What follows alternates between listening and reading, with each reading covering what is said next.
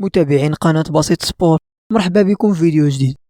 حلقة اليوم غتكون على كل ما قدمه المحترفين المغاربة في المسابقات الأوروبية في هذا الأسبوع،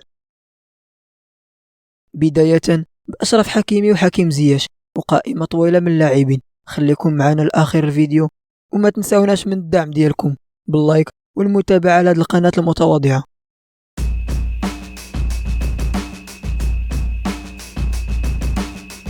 بسيط سبور. وأولا غنبداو باللاعبين اللي لعبوا في دوري الأبطال برسم الجولة ما قبل الأخيرة، وبداية بأشرف حكيمي اللي لعب كأساسي في مباراة باريس سان جيرمان ونيوكاسل يونايتد واللي انتهت بالتعادل 1-1، واللي لعب فيها الدولي المغربي 90 دقيقة كاملة، واللي قدم أداء متوسط. وصراحة فريقه كامل كان أداؤه متواضع بحكم أنه المنافس ماركوا هدف التقدم ورجعوا للوراء باش يحافظوا على النتيجة، الشيء اللي خلى باريس سان جيرمان تعذب باش تسجل هدف التعادل، الأمر اللي تحصلوا عليه في الدقائق الأخيرة وقدروا ينهيوا الماتش بتعادل من ضربة جزاء اللي سجلها كيليان مبابي.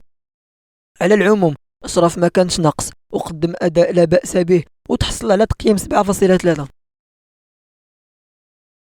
أما الساحر المغربي زياش فقدم مباراة خرافية خيالية عادت بنا الزمن إلى أيام أياكس والمباريات الخرافية اللي كان كيقدم زياش في دوري الأبطال آنذاك. بدات المباراة وكان الفريق التركي غالاطاساراي تايه في الملعب تماما، وفي الجانب الآخر كانت سيطرة من المان يونايتد، الأمر اللي خلاهم يتقدموا في المباراة بهدفين.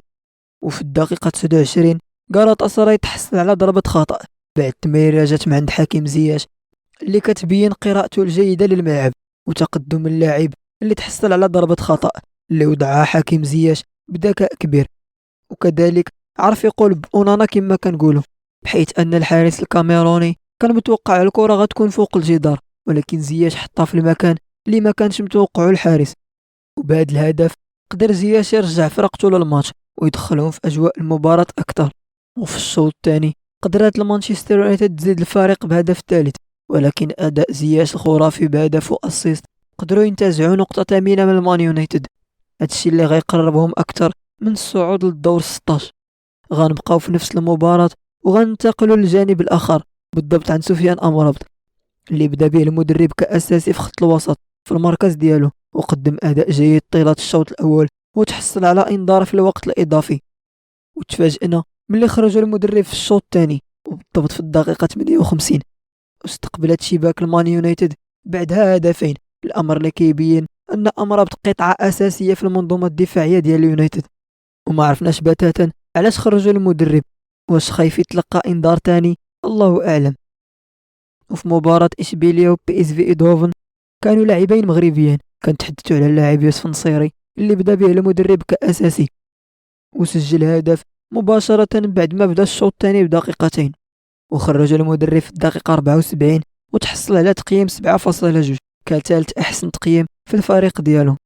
وغنبقاو في نفس المباراة مع اللاعب الشاب اسماعيل الصباري اللي حتى هو سجل هدف تقليص الفريق اللي قدر يرجع الفريق ديالو للماتش مباشرة بعد الدخول ديالو في الدقيقة 58 ب10 دقائق، وقدروا يربحوا المباراة ب3-2 بعد ما كانوا متأخرين بهدفين، وبهكذا ينهيوا أمل إشبيليا في التأهل للدور الثاني. ومباشرة غنمروا للدوري الأوروبي اللي كان متواجد فيه عدد كبير من اللاعبين، بحيث كان كل من نايف أقرد وأيوب الكعبي وأمين حارث وأناحي والزلزولي وشادي رياض وأمين عدلي وإلياس أخومش ونور الدين أمرابط، والقائمة طويلة، ولكن باش ما نطولوش عليكم غنذكروا فقط البعض منهم. وبداية بنايف أقرد اللي بدا به المدرب كأساسي ولعب 90 دقيقة كاملة تحصل على تقييم 7.2. وأما في مباراة مارسيليا وآياكس كان أمين حارث اللي بدا به المدرب كأساسي وعطى تمريرة حاسمة ولعب 87 دقيقة وتحصل على تقييم 7.1. ودخل مكانه أناحي اللي دخل حتى الدقائق الأخيرة، وبحكم أنه رجع من الإصابة كيعطيه المدرب دقائق باش يرجع لإيقاع المباريات. وغنمروا الأخير لاعب عندنا في هذا الفيديو هو أمين عدلي اللي بدا به المدرب كأساسي ولعب 90 دقيقة كاملة وتحصل على تقييم 6.6 وقدم أداء متوسط شيئا ما. وبهكذا غنختموا الفيديو ديالنا اليوم، نتمنى تدعمونا باللايك ومتابعة القناة، وإلى اللقاء في فيديو جديد.